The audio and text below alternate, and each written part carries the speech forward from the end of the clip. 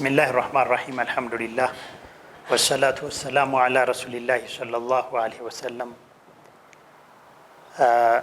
እንግዲህ የመካ ቁረይሾች ነብዩ አለይሂ ሰላቱ ወሰላም ይዘውላቸው የመጡትን ዳዋ ይዘውላቸው የመጡትን እምነትን ይዘውላቸው የመጡትን ተውሂድ ላለመቀበል ይሄ ይዘውላቸው የመጡት ተውሂድ እምነት ዳዋ የነበሩበትን ያሳጣናል ብለው ስላመኑ መጋፈጣቸው መከላከላቸው ከነበሩበት ስልጣን ላይ ከነበሩበት የአባቶቻቸው እምነት ላይ ስለነበር ሽኩቻው እንዲቀላል አልነበረም።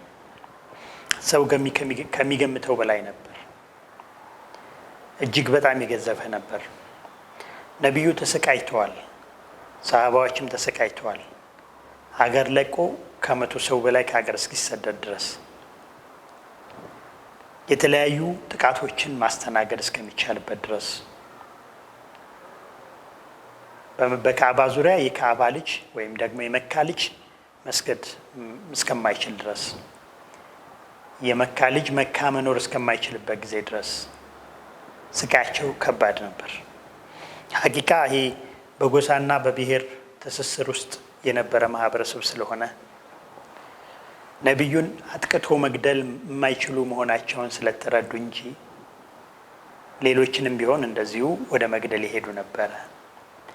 ነገር ግን አንዱን በሚገድሉበት ጊዜ የነበሩት ተሐሉፋቶች ወይም ደግሞ ስምምነቶች በአንዱ ጎሳና በሌላ ጎሳ መካከል የነበሩ ስምምነቶች ጎሳዎቻቸውን ሊበታትንና ሊያፈርሱ ስለሚችል እሱን ለመከላከል እንጂ ጭራሽ ሁሉንም ጭጭ አድርገው ቢያርፉ የሚደሰቱበትን ያክል ጥላቻ ነበራቸው፣ ጥቃትም ነበራቸው። ስለዚህ እንግዲህ በነብዩ ላይ በርካታ ሰዎች ናቸው ያው ቀደም ወይም ባለፈው ፕሮግራማችን ስሞቻቸውን እንደገለጹት እነዚህ የተገለጹት ሰዎች በሙሉ በነብዩ ላይ የተለያየ ጊዜ የተለያየ ጥቃት የሚያደርሱባቸው የነበሩ ናቸው። በተለይ ደግሞ የሁለቱ የተገለጹት ዑቅባ ኢብኑ አቢ ሙዓይጥ እና አምር ኢብኑ ሂሻም የነሱ አይወራም። በነብዩ ላይ ብቻ ሳይሆን በተከታዮቻቸውም ላይ ያደርሱት የነበረው ነገር አስከፊ ነበር። የመጀመሪያዋ ሸሂድ ሱመያ በአምር ኢብኑ ሂሻም ነበር የተገደለችው። የሱመያ ቤተሰቦች እና አማር ኢብኑ ያሲር እና አባቱም የተገደለው በዚሁ ቤተሰብ ነው፣ በአምር ኢብኑ ሂሻም በበኒ መኽዙም። በእነሱ ስር ከለላ ተሰጥቷቸው የሚኖሩ የአረብ ጎሳዎች ስለነበሩ እንደፈለጉ ያደርጓቸው ነበር። ሌላ ሊከላከልላቸው የሚችል ስላልነበር ማለት ነው። በርካታ ከዚህም ያለፈ እጅግ በጣም ብዙ ስቃዮችን በሙስሊሞች ላይ አድርሰዋል። እና አምር ኢብኑ ሂሻም ያው በሰሃባዎችም ዘንድ እጅግ በጣም የታወቀው ነው፣ ነብዩን አለይሂ ሰላቱ ሰላም በማስቸገር ማለት ነው። እንግዲህ ሙስሊሞች ወደ 38 ድረስ ሲደርሱ ቁጥራቸው ይሄ ማለት ከሁለተኛው የሂጅራ ቅድም ከገለጽ ነው ባለፈው ፕሮግራም ከገለጽ ነው የሁለተኛው ስደት በፊት ማለት ነው። አምር ኢብኑ ሂሻም በነብዩ ላይ ያደርሰው የነበረው ክፋት እጅግ በጣም ጨመረና ብዙ በትሮችን ያሳርፍባቸው ነበርና በአንድ ጊዜ በካዕባ ስር እንደነበሩ ብዙ ችግር አድርሶባቸው ሰድቧቸው አዋርዷቸው በነበረበት ሰዓት አንዲት ሴት ይሄ ቆጭቷት ሁሌ አደን ሄዶ ከአደን መልስ ካዕባ ዙሪያ ተሰብስበው የሚገኙትን የመካ ቁረይሾች ስለ አደኑ ዝና ስለ አደኑ ሁኔታ ይገልጽላቸው የነበረው አጎታቸው የነብዩ አጎት ሐምዛ ለአደን እንደወጣ ይህች ሴት የረሱልን አቡ ጀሃል ሲያስቸግራቸው አምር ኢብኑ ሂሻም ሲያስቸግራቸው የነበረውን ከአደን እየተመለሰ ሳለ ነገረችው። ያ አቡ ዑማራ አንተ የዑማራ አባት ሐምዛ የወንድምህ ልጅ እጅግ በጣም ምን እየተደረገ እንደሆነ ታውቃለህ? አሁን የደረሰበትን ነገር ታውቃለህ? አላውቅም ምን ሆነ የወንድሜ ልጅ ብሎ ጠየቃት። የወንድምህ ልጅማ በአምር ኢብኑ ሂሻም አስጸያፊ ስድብ ተሰደበ፣ ተዋረደ። ይህን አስጸያፊ ስድብ ያለችውን ገለጸችለት ለሐምዛ። ሐምዛም ረዲየላሁ አንሁ ያው በኋላ ነው የሚገባው እስልምናው። ሐምዛ ኢብኑ አብዱል ሙጠሊብም ይሄንን ከሰማት በኋላ ያው ሐምዛ የነቢያችን አለይሂ ሰላቱ ሰላም አጎት በመጣባባት ደግሞ የነቢያችን አለይሂ ሰላቱ ሰላም ወንድም የነበረ ነው እና የወንድምህ ልጅ እንደዚህ ሆነ ብላ በምትነግረው ጊዜ በጣም ተሰማው። በጣም ትልቅ የሆነ ስሜት ተሰማው። ምክንያቱም የወንድሜ ልጅ እንዴት የእኛን ልጅ እንዴት ይሄ ሰው እንዴት ያጠቃል በማለት ያው በፊት የአደን ጀብዱን ይነግራቸው የነበሩ የመካ መሪዎች ዘንድ መጣ። እዛ እንደመጣ አሁንም ጀብዱን የሚናገር ነው የመሰላቸው እዛ የተሰበሰቡት ሰዎች። ከዛ በኋላ ቀጥታ መጥቶ የወንድሜ ልጅ እንዴት ትመተዋለህ?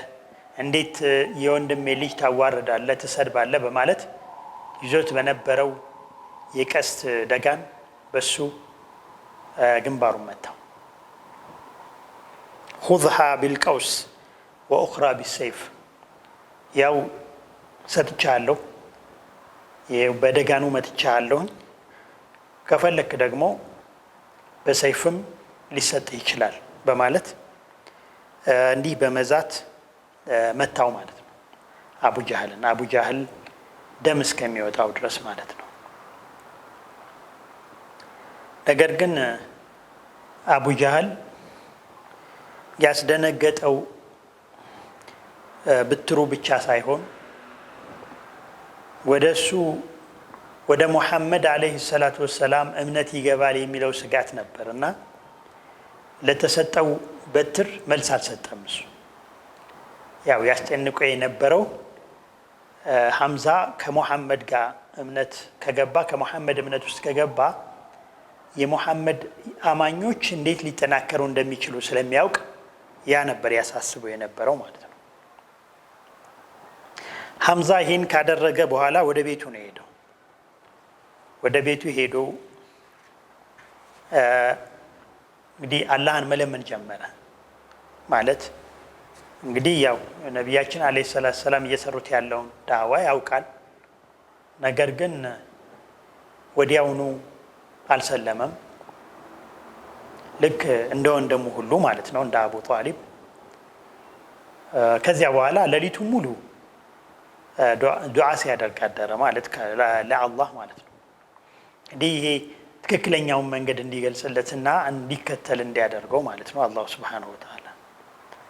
እንግዲህ አላህ ይህን ዱዓ ካደረገ በኋላ መጨረሻ ላይ ወደ ነቢያችን አለይሂ ሰላቱ ሰላም በመሄድ በነቢዩ አለይሂ ሰላቱ ወሰላም ለማመን ተዘጋጀ ማለት ነው ሐምዛ።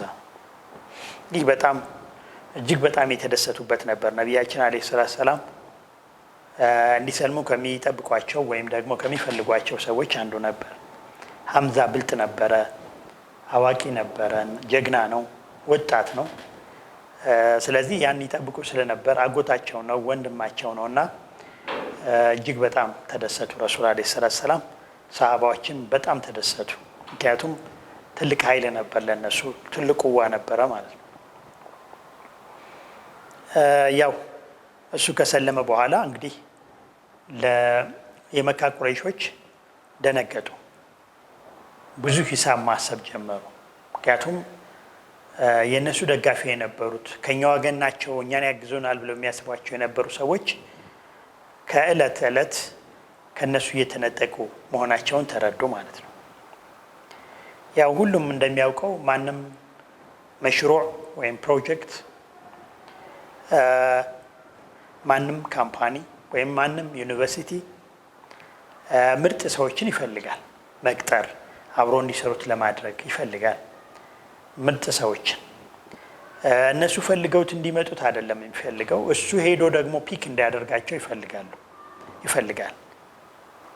ነቢያችንም አለይሂ ሰላቱ ወሰላም የዚህ አይነት ፍላጎት ነበራቸው። ዳዕዋቸውን ተሰሚነት ያላቸው የጎሳ መሪዎች የሆኑ ጠንካራ ሰዎች እንዲቀላቅሏቸው እጅግ በጣም ይመኛሉ። አንዳንዴም ዱዓ ያደርጋሉ። ስም ጠቅሰው አከሌ ባበሉን ወደ እኔ አስገባ፣ አከሌ ባበሉን ወደ እምነትህ አስገባ በማለት አላህን ይለምኑ ነበር አለይሂ ሰላቱ ወሰላም። ይሄ ያው የተለመደ ነው። ማንም መሽሩዕ ያለው አካል መሽሩዕ ውስጥ እንዲቀላቀለው በጎን ሰው ወይም ጠንካራን ሰው ይፈልጋል። መሽሩዕን ከግቡ ሊያደርስለት የሚችልን ይፈልጋል እና ነቢያችንም አለይሂ ሰላቱ ወሰላም ይሄ ትልቅ ጉጉታቸው ነበር ሐቂቃ።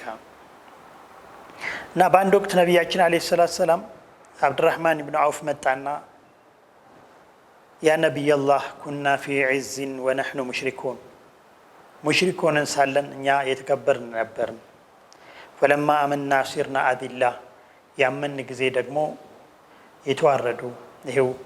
የተዋረድን ሆንን በማለት ስሞታ አቀረበ ማለት ነው። ይሄ ማለት እንግዲህ ያው ልቅና ሊሰማን ይገባል፣ ልንወጣ ይገባል፣ ልንጋፈጥ ይገባል የሚል መልእክት ያለውን ነገር ነው ለነቢያችን አለይሂ ሰላቱ ወሰላም በስሞታ መልክ ያቀረበው ማለት ነው። እና ነቢያችንም እንደዚህ አይነቱን ስሜት ይረዱ ስለነበር ረሱል አለይሂ ሰላቱ ወሰላም ኢስላም ከፍ የሚያደርግን ሰው ይፈልጉ ነበር። ኢስላምን ከፍ የሚያደርግ ኢስላምን ሙስሊምን ሊከላከልለት የሚችል እና ያኔ አንድ ዱዓ አደረጉ። አላሁመ አዕዝ ልእስላም ቢአሐቢ ሃዘይን ረጁለይን ኢለይክ ቢአቢ ጀህል አው ቢዓምር ብን ሂሻም አው ዑመር ብን ልኸጣብ በማለት ዱዓ አደረጉ። ጌታዬ ሆይ እስልምናን ከፍ አድርገው ከነዚህ ከሁለት ሰዎች ባንዱ ግን አንተ ዘንድ ተወዳጅ በሆነው ከነዚህ ሁለት ሰዎች ባንዱ እስልምናን ሀያል አድርገው፣ እነዚህም ሰዎች አምር ብኑ ሂሻም እና ወይንም ደግሞ ዑመር ብኑ ልኸጣብ በማለት ዱዓ አደረጉ ነቢያችን አለይሂ ሰላቱ ወሰላም። እንግዲህ ለግለሰብ ነው ዱዓ ያደረጉት። አዎ ግለሰብ ትልቅ ቦታ አለው። ብዙ ጊዜ ያው የሚታወቀው ጀማዓ ነው ትልቅ ቅዋለው ተብሎ የሚታወቀው፣ ግን ከግለሰብም እንደዚሁ በጣም ተጽዕኖ ፈጣሪዎች ብዙ ነገር ላይ መድረስ የሚችሉ ጀማዓ የሚያክሉ ራሳቸው ኡማ የሆኑ ሰዎች እንዳሉ ግልጽ ነው ማለት ነው። ነቢያችንም አለይሂ ሰላቱ ወሰላም ለዚህ ነው ለግለሰብ ዱዓ ያደረጉት። ወይ አምር ብኑ ሂሻምን ወይ ዑመር ብኑ ልኸጣብን በማምጣት እስልምናን ልቅና ስጠው ሀያል አድርገው በማለት ዱዓ አድርገዋል ነቢያችን አለይሂ ሰላቱ ወሰላም። እንግዲህ የብዙዎች ትኩረት ጀማዓ መሰብሰብ ላይ ነው። ነገር ግን ጀማዓ መሰብሰብ ትልቅ ነገር ነው። ነገር ግን ግለሰቦችም በተለይ ጠንካራ ተጽዕኖ ፈጣሪ ናቸው የሚባሉ ግለሰቦች ላይ አትኩሮ መስራትም ከነቢያችን አለይሂ ሰላቱ ወሰላም የተገኘ ነገር ነው ማለት ነው። ግን ለምንድን ነው እነዚህን ሁለት ሰዎች ላይ ትኩረት አድርገው ነቢያችን አለይሂ ሰላቱ ወሰላም ዱዓ ያደረጉት? ምን ያዩባቸው ነገር አለ ከተባለ ብዙ ነገሮችን መግለጽ ይቻላል። ቅድም አምር ብኑ ሂሻም ከዑቅባ ኢብኑ አቢ ሙዓይጥ ጋር በጣም የሚያጠቃቸው መሆኑን አይተን ነበር። ነቢያችን አለይሂ ሰላቱ ወሰላም የሚያጠቃቸውንና እሳቸውን እጅግ በጣም የሚጠላቸውን ሰው ነው እንዲህ ዱዓ ያደረጉለት? አዎ ልክ ነው። ጥላቻው ከምን እንደተነሳ ለምን እንደሆነ በደንብ ተረድተውታል። ዑመርም እንደዚሁ ከአምር ብኑ ሂሻም ጋር እኩል ባይሆንም እንኳን ለነቢዩ የነበረው ጥቃት፣ ነገር ግን ነቢዩን የሚወድ ወይም ነቢዩን ዝም ብሎ ተወት የሚያደርግ አካል አልነበረም። በነቢዩ ላይ ከፍተኛ ጥላቻ ያለው ተከታዮችን የሚያሰቃይ ሰው ነበር። ሐቂቃ የነቢዩ ይዘውት የነበረውን መልእክት የሚቃወም በሁሉም ነገር በማሰቃየትም የሚገልጽ የነበረ ሰው ነው እና እነዚህን ሰዎች መርጠው ታዲያ ዱዓ ያደረጉላቸው ለምን ነው ከተባለ ያው አምር ብኑ ሂሻም ቅድም እንደገለጽ ነው ትንሹ የቁረይሽ የመማክርት አባል የነበረ ሰው ነው። አቢ ሱፊያንን በ12 ዓመት ያንሰዋል። እንግዲህ አቢ ሱፊያን ማለት የመካ የመሪ የነበረ ሰው ነው። አቡ ሱፊያን ደግሞ ከነቢያችን በ2 ዓመት ያንሳል። ነቢዩ መሐመድ አለይሂ ሰላም እና አቡ ሱፊያን በ2 ዓመት ልዩነት የተወለዱ አቻ በእድሜ አቻ ሰዎች ናቸው ማለት ነው። እና አምር ኢብኑ ሂሻም ያው ለሙስሊሞች በጣም አደገኛ አጥቂ የነበረ አስቸጋሪ የነበረ ሰው ነው። በ25 ዓመቱ ያው መጅሊስ ውስጥ የገባ ነው። የመሪነት ብቃቱም ጠንካራ ከሚባሉት ሰዎች አንዱ ነው። ያው የነቢያችን አለይሂ ሰላም አምር ኢብኑ ሂሻም ወደ እስልምና እንዲገባላቸው ዱዓ ማድረጋቸው ሙሳ ፊርዓውን ወደ እስልምና እንዲገባለት ካደረገው ጋር ምንም ልዩነት የለውም። ሙሳ አለይሂ ሰላም ፊርዓውን ወደ እስልምና እንዲገባለት ብዙ ጥረት አድርጓል። ቁርአን እንደገለጸልን ይህ የሚያደረገው መሪዎችን ወደ እስልምና ማስገባት ተከታዮችን ማግኘት ማለት ነውና አቋራጭ መንገድ ስለሆነ፣ ስለዚህ አምር ኢብኑ ሂሻም የሚያደርሰው ጥቃትን ለመከላከል በሱ የታገዱትን ማህበረሰብ ለማግኘት አምር ኢብኑ ሂሻም ራሱ የሚያምን ከሆነ መንገዱ አጭር ይሆናል ማለት ነው። ስለዚህ አምር ኢብኑ ሂሻምን አንድ ኢላማቸው አድርገው ነቢያችን አለይሂ ሰላም ዱዓ ማድረጋቸውና እሱ ላይ ትኩረት ማድረጋቸው ከዚህ አንፃር ነው ማለት ነው። ያው አምር ኢብኑ ሂሻም ወይም አቡ ጃህል እንዲታወቅ ያደረገው ያው አባቱ ነው። አባቱ የመካ ሐኪም ጥበበኛ የነበረ ሰው ነው። ሐታ ነቢያችን አለይሂ ሰላም አባቱ በህይወት ኖሮ ቢሰልም ከፍተኛ ሚና ሊኖረው እንደሚችል ተናግረዋል ነቢያችን አለይሂ ሰላም። ስለዚህ ይህንን ኳሊቲ በልጁ ላይ ይኖራል ብለው ስላሰቡ ነው ማለት ነው ዱዓ ያደረጉለት። በዚህ ዙሪያ ያው ከዑመር ጋር ሲያገናኙት የታሪክ ሰዎች አምር ኢብኑ ሂሻም እና ዑመር ኢብኑ አልኸጣብ፣ አምር ኢብኑ ሂሻም የዑመር ኢብኑ አልኸጣብ የእናቱ ወንድም ነው። ስለዚህ ይሄ ሐኪም ይሄ ጥበበኛ የነበረው ሂሻም የሚባለው የአምር ኢብኑ ሂሻም አባት የዑመር አያት ነበር ማለት ነው። ስለዚህ ምናልባት ከዚህ ጥበበኛ ከሆነው ሰው የተላለፈበት ጥሩ ነገር ይኖራል ብለው ነቢያችን አለይሂ ሰላም ስላሰቡ ሊሆን ይችላል። ለዑመር ኢብኑ አልኸጣብም እንደዚሁ በቤተሰብነት ከአምር ኢብኑ ሂሻም ጋር የዚህ አይነት ግንኙነት ስለነበራቸው የጥሩ ልጆች ጥሩ ሊሆኑ ይችላሉ በሚል የተደረገ ሊሆን ይችላል ይላሉ የታሪክ ሰዎች። ስለዚህ ነቢያችን አለይሂ ሰላም የአምር ኢብኑ ሂሻምንና ዑመር ኢብኑ አልኸጣብን ትኩረት አድርገው ዱዓ ማድረጋቸው ከዚህ ጋር የተገናኘ ሊሆን እንደሚችል ይገምታሉ ብዙዎች የታሪክ ሰዎች ማለት ነው። ስለዚህ ብቻ ነቢያችን አለይሂ ሰላም አላሁመ አዕዝ ልእስላመ ቢአሐቢ ሃዘይኒ ረጁለይኒ ኢለይክ በአቢ ጀህል አው አምር ኢብኑ ሂሻም አው ዑመር ኢብኑ አልኸጣብ በማለት ዱዓ ያደረጉላቸው ማለት ነው። ስለዚህ ትኩረት ለጀማዓ ብቻ ሳይሆን ትኩረት ለግለሰብም፣ ግን እነዛ ግለሰቦች ተጽዕኖ ፈጣሪዎች ሲሆኑ ደግሞ የበለጠ ትኩረት ልንሰጣቸውና ልናሳምናቸው፣ ወደ እምነት ልንጠራቸው፣ ወደ ጥሩ ነገር ልንጋብዛቸው ቅድሚያ ልንሰጣቸው የሚገቡ ነገሮች እንደሆኑ ያሳየናል ማለት ነው። ይሄ ማለት ሌሎችን ይዘነጋል ወይም ሌሎች አይጠሩም፣ ያው እስልምና የሁሉም ነው፣ ሌሎች አይጠሩም ማለት ሳይሆን እነሱን ማግኘት በጀርባቸው ያለውን አካል ማግኘት ነው ተብሎ ስለሚታመን ነው ማለት ነው። እነሱ ላይ ብቻ ትኩረታችንን ጥለን ደግሞ እነሱን ብቻ ከሆነ የምንጠራውም ነቢያችን እንደተወቀሱት በአንድ ወቅት እንወቀሳለን ማለት ነው። ማለት ይሄንን ነቢያችንን ወቅሶ ያሳየን አላህ ሱብሓነሁ ወተዓላ እኛም እንደዛ አይነቱን እንዳንሞክረው ትምህርት ለመስጠት ነው። ነቢያችንን አለይሂ ሰላም በዐበሰ ወተወላ አንጃሁል አዕማ የሚለውን በማውረድ ትንሽ እንትን ያደረጋቸው እንዲስተካከሉ ያደረጋቸው ማለት ነው። ስለዚህ ዑመር ኢብኑ አልኸጣብ ሙስሊሞችን ያሰቃይ የነበረ አስቸጋሪ ሰው ነበር።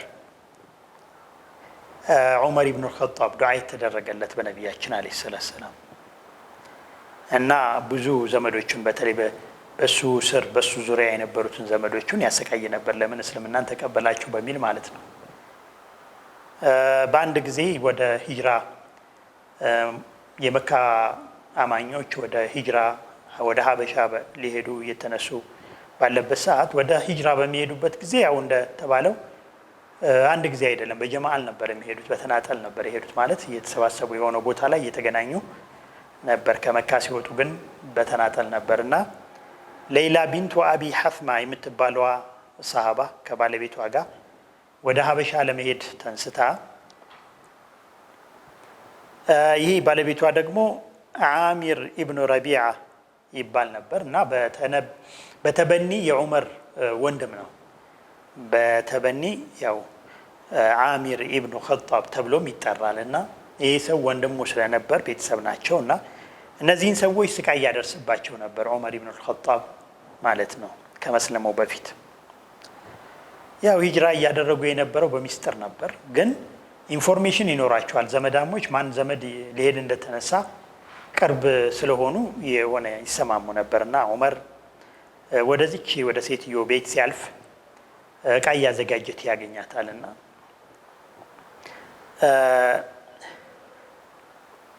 ያ ኡሙ አብድላህ አንቺም ወደ ሀበሻ ልትሄጂ ነው ብሎ ጠየቃት። እንግዲህ ያው እስከ ዛሬ ድረስ ስቃይ እያደረሰባቸው ስለነበረ ያው የሆነ ለመደበቅ ብትሞክርም በመጨረሻ ግን አሁን አለችው። ምክንያቱም በጣም አስቸገራችሁን እኮ አሰቃያችሁን፣ በደላችሁን፣ የግድ በቃ አገሩን ለቀን እንድንወጣ አስገደዳችሁን። ስለዚህ ያው አዎ ልወጣ ነው አለችው። ከዛ ዑመር ኢብኑ ኸጣብ የማይጠበቅ አንድ ንግግር ተናገረ። ሶሒበኩም ላህ፣ እንግዲያማ ካደረጋችሁት ከወሰናችሁ አላህ ከእናንተ ጋር ይሁን በማለት ዱዓ አደረገላቸው ማለት ነው። ያው ይሄ የእዝነት ይመስላል ወይም የስቃይ ውስጥን ያሰቃየ የሆነ ስቃይ ያደረበት ይመስላል እና በጣም ገረማት እሷ። ምክንያቱም ከዑመር የማትጠብቀው ነገር ነው ይሄን ያላት። ዑመር ስቃዩ ቀርቶ ለአላህ መስጠቱ ወይም ዱዓ ማድረጉ ደግሞ ይሄ የማይጠበቅ ነበር እና ባሏ መጣ። ይሄ ባሏ የዑመር የተበኒ ወንድም ማለት ነው፣ ዓሚር ኢብኑ ረቢዓ የሚባለው ሰው መጣ። ሲመጣ ዑመር እኮ እንደምንሄድ አወቀ። ምን እንዳለኝ ታውቃለህ? ምን አለሽ ሲላት ሶሒበኩም ላህ አለኝ።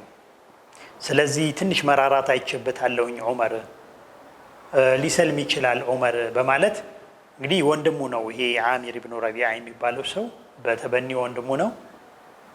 ግን የዑመር ባህሪ ወይም የዑመር እስካሁን ድረስ ያደረሰው ተስፋ አስቆርጦት ስለነበረ ዑመርማ አይሰልምም ማለት። ዑመርማ በፍጹም አይሰልምም። ዑመር የሚሰልመው የኸጣብ አህያ ሲሰልም ነው በማለት ሩቅ መሆኑን ነገራት እና እሷ ግን ተስፋ አደረገች በአላህ ማለት ነው። አይ ግድ የለም ያየሁበት ርህራሄ ሊያሰልመው የሚችል ነው በማለት ነው። ዑመር ኢብኑ ኸጣብ ግን በረሱል ላይ ከፍተኛ ጥላቻ አደረበት። ምክንያቱም እነዚህም ቤተሰቦቻችን ዘመዶቻችንን ሁሉ ነጣጠለን በማለት እሱ ወደ የተረጎመው ይሄን ሁሉ ያደረሰው መሐመድ ነው፣ መሐመድ ባመጣው ነገር ነው አይደል እነዚህ ሁሉ ቤተሰቦቻችን እየተነጣጠሉ ያሉት። ስለዚህ መሐመድንማ በቃ እኔ ማጥፋት አለብኝ መግደል አለብኝ ብሎ ወሰነ። ማን? ዑመር ኢብኑ ኸጣብ። እንግዲህ በዚህ ጊዜ ነበረ ነቢያችን ለመግደል ሰይፉን ወድሮ ሰይፉን ይዞ ወደ አሉበት ቦታ እየሄደ ሳለ አንድ ሰሃባ መንገድ ላይ ያገኘዋል። ያው እሱ እንደሰለመ የማያውቀው ሰሃባ ማለት ነው። ከዛ በኋላ ያ ዑመር ወዴት ነው የምትሄደው? ያ ዑመር ወዴት እየሄድክ ነው በማለት ሲጠይቀው እኔማ ሙሐመድን ለመግደል ነው የሚሄደው፣ ምክንያቱም ቤተሰቦቻችንን ሁሉ ነጣጠለን፣ አባት ከልጁ፣ ልጅ ከአባቱ፣ ወንድም ከወንድሙ፣ ዘመድ ከዘመዱ ነጣጠለን አይደለም እንዴ? ስለዚህ ገድዬ ማሳረፍ ይኖርብኛል እሱን። ይሄ ሁሉ ነገር ሊቀርልን የሚችለው እሱን በመግደል ነው በማለት ወደ ሙሐመድ እየሄደ መሆኑን ሲነግረው የሆነ በቃ የመጣለት እና እሱን መንገዱን ሊያስቀይረው የሚችልበት መንገድ መጣለት። ከነቢያችን አለይሂ ሰላቱ ሰላም ችግሩን ማራቅ ስለነበረበት ማለት ነው። አንተ ሙሐመድን እገድላለሁ ትላለክ፣ የሙሐመድን እምነት እህትህ ተከትላ አታውቅምን? በመጀመሪያ ከቤተሰብህ ጀምር፣ የቤተሰብህን አጽዳ በማለት ለዑመር የማያውቀውን ማዕሉማት ነገረው፣ የማያውቀውን ኢንፎርሜሽን ነገረው ማለት ነው። ዑመርም ረዲየላሁ አንሁ ያው ከመስለሙ በፊት ነው። ዑመርም እንዲያ ነው እንዴ እህቴ ሰልማለች በማለት እንዲያረጋግጥለት ነገረው ማለት ነው። ከዚያም ቀጥ ብሎ ወደ እህቱ ፋጢማ ቤት ሄደ። እኮ ፋጢማ አምናለች እያለ ማለት ነው። ልክ ቤት እንደደረሰ ፋጢማ ከባልተቤቷ ከሰዒድ ብኑ ዘይድ ጋር እንዲሁ ደግሞ ኸባብ ብኑ አረት ቁርአን የወረደውን ቁርአን አምጥቶ እያስነበባቸው ቁርአን እየነገራቸው እያስተማራቸው እያለ ደረሰባቸው። ማለት የቤት ውስጥ ድምፃቸውን ሰማ። በሩ ተዘግቷል። በሚስጥር ነው የሚናበቡት። ምክንያቱም በዛን ጊዜ ሁሉ ሰው በግልጽ አይሄድም። ያው በግልጽ የሚሄዱት ምናልባት የተወሰኑ ሰዎች ሊሆኑ ይችላሉ፣ ከለላ የተሰጣቸው። በግልጽ ብናደርግ ደግሞ ጉዳት አይደርስብንም ብለው የሚያስቡ ሰዎች እንጂ ሁሉም ሰው ተደብቆ ነው ቁርአንን የሚያነበው፣ ተደብቆ ነው የሚቀራው፣ የሚቀራራውም እንደዛው ማለት ነው። ስለዚህ በዚያን ጊዜ ኸባብ ብኑ አረት ፋጢማንና ሰዒድ ብኑ ዘይድን እያቀራቸው ነበር። ሰዒድ ብኑ ዘይድ የፋጢማ ባለቤት ነው። ሰዒድ ብኑ ዘይድ ከአሁን በፊት ያው ዘይድ ብኑ ዓምር የተባለው ነቢያችን ከመምጣታቸው በፊት በአላህ አንድነት ያምን የነበረውና በመካ የታወቀ የነበረው ሙወሒድ ልጅ ነው ሰዒድ የሚባለው ማለት ነው። ይህ በእሱን ታሪክ በምናነሳበት ጊዜ አስታውሰነው ያለፍነው ነው። ሰዒድ ብኑ ዘይድ ኋላም ከአስሮቹ ጀነት ከተበሰሩት ሰዎች አንዱ የሚሆነው ነው እና የፋጢማ ባለቤት ሰዒድ ብኑ ዘይድ ፋጢማ የዑመር ብኑ አልኸጣብ እህትና ኸባብ ብኑ አረት ደግሞ እያስተማራቸው እያለ ዑመር ድንገት መጣ። ያው በር ሲቆረቁር ዑመር መሆኑን ተረዱ። ኸባብ ብኑ አረት ተደበቀ። ፋጢማ ከፈተችለትና ገባ። በዚያን ሰዓት ያው ሰዒድ ብኑ ዘይድ ጋር ንግግር ጀመሩ። እንዴት፣ ለምን፣ ምንድነው የደበቃችሁት? ሶስተኛ ሰው አለ እዚህ ውስጥ በማለት በቃ ብዙ ነገሮች ተነጋገሩ፣ ተመላለሱ። በመጨረሻ ሰዒድን መታው ዑመር ብኑ አልኸጣብ። ሰዒድ ወደቀ።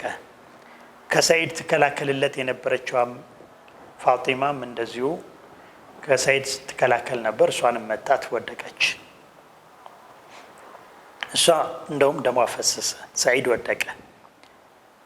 በዚህን ሰዓት ዑመር እዝነት ነገር ቀልብ ውስጥ ገባ፣ ስለ ደማች ስለወደቀች ማለት ነው።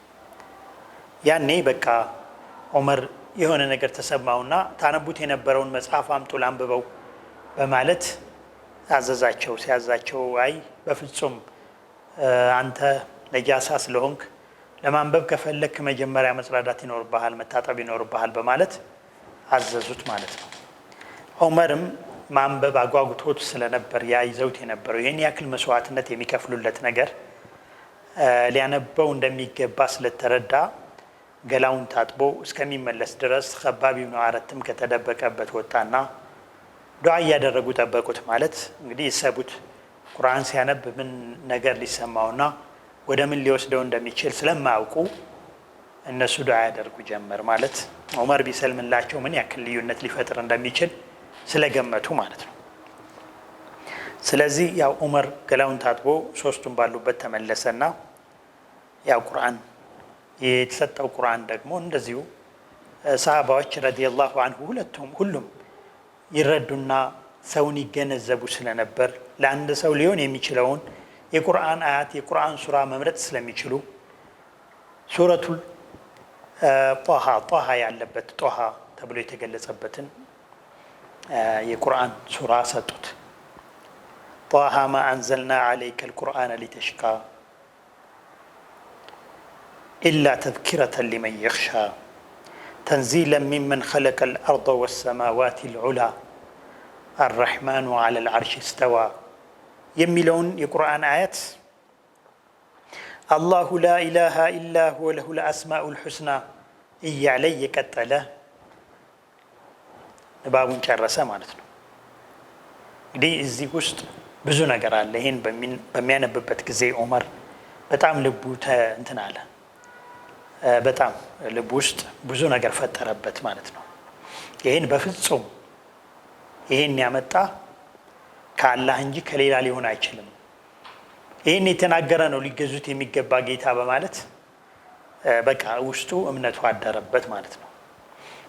ስለዚህ ሙሐመድን እፈልገዋለሁኝ አላቸው። እነሱ እዛው የሱን ስሜት መሻዒሩን እየተረዱት ስለነበረ ወደ ሙሐመድ አለይሂ ሰላቱ ወሰላም ለመውሰድ እጅግ በጣም ጓጉተዋል። ያው ዱዓ ያደርጉበት የነበረ ነገር ስለነበር ከባብ ኢብኑ አረት በቃ እኔ ሙሐመድ ያለበት አውቃለሁ ወስደሃለሁ በማለት ወደ ነብያችን አለይሂ ሰላቱ ወሰላም ይዞት ሄደ ማለት ነው። እንግዲህ ዑመር ወደ ነብያችን ሲሄድ ነብያችን አለይሂ ሰላቱ ወሰላም ጋር ያሉ ሰሃባዎች ምን ስሜት ሊያድርባቸው እንደሚችል በጣም ያው መገመቱ ከባድ ነው የሚሆነው። በሚቀጥለው ፕሮግራማችን ለማየት ሞክራለን። ሰላም አለይኩም ወራህመቱላሂ ወበረካቱሁ።